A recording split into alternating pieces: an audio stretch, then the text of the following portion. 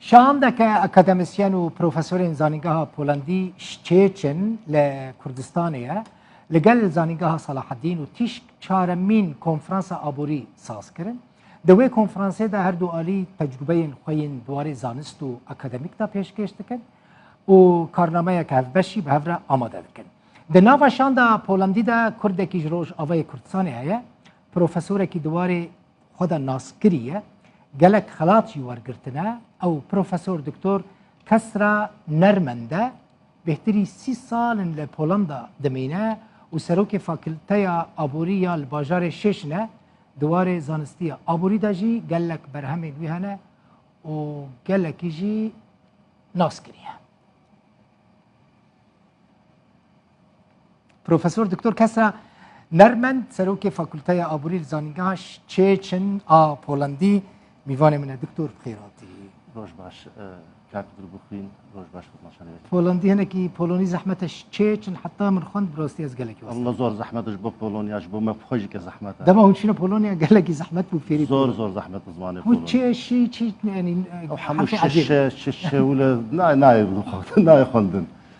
دکتور چاوی باشی. زور اسماس گلک باشه. تزانی نزانم چه سال بود در پولونیا دما کتاهاتی خلات کردن تمیوانه مبوینه. دولت تخلات کرد. هنگی سالا 2018 بود. 2018 2018 بری 4 سالان بری 4 سالا مهمان تو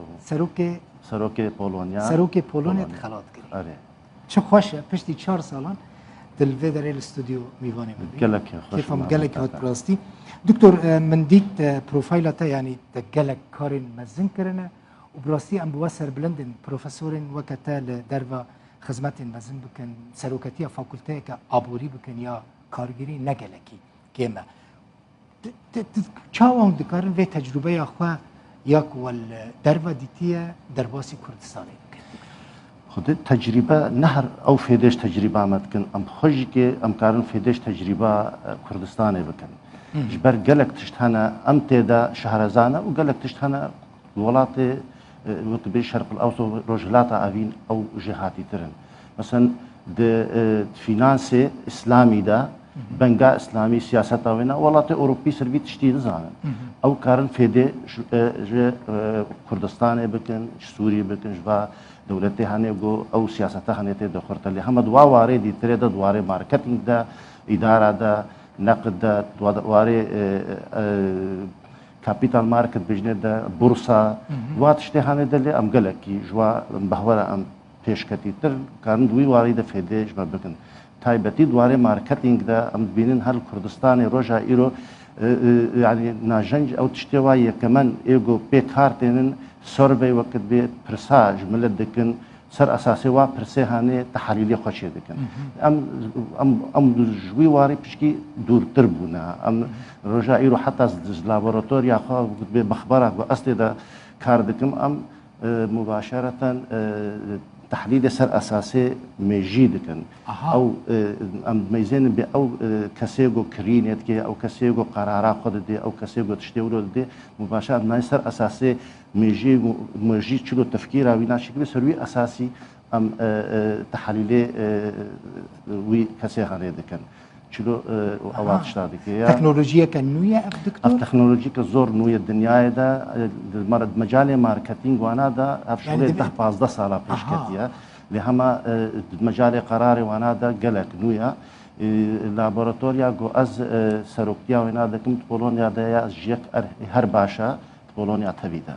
وام تخازن قلق حزدكن دوي مجالي دم اريكاريا کردستان بکن ریکاریا روجاوا بکن ریکاریا کردا بکن یک برادر دکتورال بام شکر بری 5 ساله هاتا انا کربلا جامعه کربلا کار دکه همت بجم بمجال نينا قد مجال خود کار بکن نظام سبب چیه يعني الكربلاء انه كار بلكي قلنا بايا برمجي ورا تحليل كرنا احتمال خطر انسان ورا نزاله يا دكتور استا خوندنه لورچاوایا مثلا ته آگاداری روجوای کردستانی استا خوندنه یعنی زانی چه ماز پرس مثلا چند جامعه الوی داری هن انستیتوت الوی داری هن پیمان گام دیجن تو آگاداری روشا خوندنه روجوای کردستانی زانی چه استا خوندنه لورچاوایا یا زانی گهان خاطر قربن از گهداریا وانا دکم ادبینم وقتیت مقارنه سر دکتۆرا رە بکێ ئەم بچەکی پێشیاوانانە لێ وەختێ گۆ ئەم مقارنە کەسێ گۆ نە بەشەر خلاصکن ئەو بێژن بەکەلۆریۆس بێ خلاص دکن ئەو نا بهتر کەسێ گۆ ئۆروپا دخوێنن خۆ پێش دخن ژبەر بێدێ وەکت بێ شەهادا ماجستێر کوردستانی شەهادەکە پڕ مەزنە لێ هەمە لە ئۆروپا ئەو شەهادا ماجستێر یعنی وەکت بێ هەر کەس شەهادا ماجستێر پێرە هەیە پشتی دەکتۆران نه ئەو کەسێ هەانێت بێ ئەس کەبمە مەجالێ وارەی علمی دەستخوازم کار بن ژبەر بێ یەکێژیکێ دوی مەجالێ ئەو کەسێ وانای ماجستێر لیسانس بچەکیش بەهوەرش ئێمەی وێدرێ باشتر شحقدەردکردن دێ ژووربانی تردا ئەم بهترش حەقی خۆدەردکردن من چما ئەف پرس کرد دکتۆر مەسەنا لە ڕۆژەڤای کوردستانی جامعە طلاب جامعەی دخوێنن اعتراف پێ نایەکردن ئاگاداری بێ مەسەلەی ئەف يعني ري چارەسەری چییە دکتۆر من gelek روان پرسکری ئەوانە بچاوی سیاسی لێ دەنێرم ڕاستی ڕۆژەڤای کوردستانی ڕێڤەبەریە خۆسەر بچاوی سیاسی لێ دەنێرە بچاوێکی علمی لێ بنێری بچاوێک ئاکادمیک لێ بنێری چارەسەریەکیش بێ پرسکرێکێرە هەیە دوواری علمیدا دوواری زانستیدا یانجی دوواری پەیوەندیان لەگەل ئۆنیڤەرسیتین دنیای اعتراف چییە اعتراف ئەم خۆ اعترافی بخۆ دکن دەما وەختێ گۆ ئەم کارێ خۆ باش بکەن ئەم وەکت بێ بحوس عربی بێژنە ئەو جۆرناڵە بنویسێن مەقالاتە بنویسێن ئەو مەقالاتێمە تشتێ نو تشتێ باش وقتێتە بنویسێن ئەم نەشر بکن دموجلاتێ دنیایەدا مەجبورن ئەو کەسێ هەانێ تشتێمە بخوێنن استشهادێمە بکن تشتێمە پێک بێنن وەختێ ئەم بنەوی وارێ هەانێدا ئەوەی اعترافێمە بکەن لێ هەمە ژبەر وارێ علمی نەهمە بەس خوێندنا طلابادەیە وەختێ ئەم پۆلۆنیا کار دکم مەسەن ساڵێ 120 ساعت تەنێ کارێمە طلابارەیە وەکی دیتری هەموو کارێ علمیە کارێ ئیداریە کارێ دیترەیە یعنی وەختێ ئەف کارێ هەنێ وەرێ ڕۆژئاواژی کردن وێ اعتراف پێ وەرێ کردن بەس بێ بهتر سەر مەجالی علمی بسەکنن دوواری علمیدا ئاستا زانینگەهین ڕۆژەڤای کوردستانی گۆردا چاوایە کارێمە بوارە حتان هات هەنەیە نەبووە لە ئەس هێویدارم گۆڕۆشکی ڕۆژاوێ کارێمە پەبرە چێ بێ ئەوژکێ وەکە ئەف جامعاتی شک گەل من علاقەت گرێدان ئەس داوای گرم جارا پێشی بێدرێ ساڵا 2018 هنگی دە هەر ساڵ ئەستێمە بێدرێ هەر جارێکی 10-15 پرۆفەسۆری ئەوروپی بخۆرە تێنمە بێدرێ ئەمە بێدرێ بوارە کار دکن بوارە دن و دەستێنن نەها ئەم دخوازن بوارە مشتەرەک ماجستێر چێ بکن ئەم بوارە ئەم gelek tişta em bikin ez hêvîdarim goroşkê roja wê tiştekî wîroş Kurdistana roj avayî ji me re werê دکتۆر مەسەنا xelk me temaşa dikin rojevên me temaşa dikin hemû Kurdê rojevan hel me temaşa dikin hem ê di zanîngehan de kar dikin hem doktorên wer hem jî xwendekar ev projeya ku tin hel gel Kurdistana başûr dikî di profesoran tînî akademisyenan tînî dibî tînî karekî baş dikî dikarî اگر او آماده بن کاری که رنگی لگل روجاوی کردستانی جی بکی؟ ابدا تو پروبلم یعنی او امکان هست بس جبر کو اعترافك سیاسی بورتنه او استنگه یا نه دکتور؟ اعترافات سیاسی جبو کاری خوندن نه لازمه گرک خوندن جداب سیاستی سیاست جبو سیاسی گرک مرو برده وقتی خوندن گرک منوش بو خوندمانه بهلی دمک برادر کی تلفنم کرش کردستان روج آوا جمره قلت هم از فرعكي ميكاترونيكا شي دكم دكتور كسرى حرسان حتى از بروفيسورا وارش تقريبا جوم اريكاريا وابكن ام بروجرامك اريكاريا وشي بكن هم نزانم دنجوي قطب قلت والله من كارش جامعي برضه نزانم سبب شو يعني اما ود قريبون اما قريب اريكاريا بكن هم هر اونلاين جي ام كان بروفيسور بهرن درسا بيجن مجاني اريكاريا كردا بكن جبر كروج ابا ولاتي من ولاتي من راس ولاتي ما ام قلق حزدك ناري كاري بكن طلاب ورهم دكارن ببنجم خواك منحة مثلا بديوان ده افكار كريه دكتور افكار افكار دكن اجبر وكبن حنها بولونيا مجال فبويا منحتي دكتوراه هنا جبو دكتوراه بارم كردكي ايراني اني او بيركاوي مجرى ماجستير شكل او جي جرى دكتوراه كردكي تركي ماني نهات خوينن الجمع لكردي روج آوان نخابن پروبلم هيا جبوش جبر گلک جوانا ماجستير بوارنينا وقتی گو ماجستير بوارنين نکاری دکتورا شبکه